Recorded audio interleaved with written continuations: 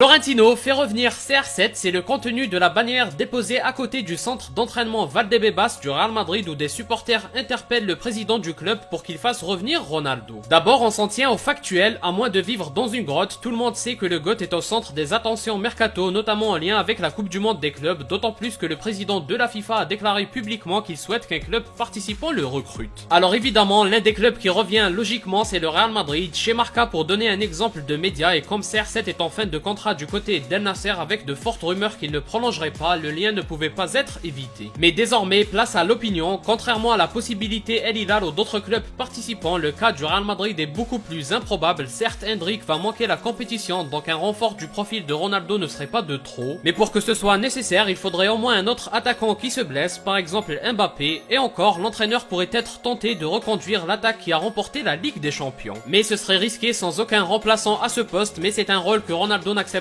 sans doute pas, donc à moins d'une hécatombe parmi les attaquants du Real, les chances sont quand même très minimes, voire inexistantes pour cette possibilité fantasmée par les supporters et fans de foot. Sans oublier qu'il faudrait aussi que le club n'arrive pas à se renforcer avec un autre neuf pour le long terme, donc il faudrait un véritable concours de circonstances pour que cette idée ait du sens. Après, au-delà du Real Madrid, un cas comme CR7 en fin de contrat, c'est l'idéal pour un club qui se retrouve dans une situation avec beaucoup de blessés, ce serait parfait pour pallier aux problèmes parce que ça correspond exactement aux besoins le temps de la Coupe du Monde des clubs.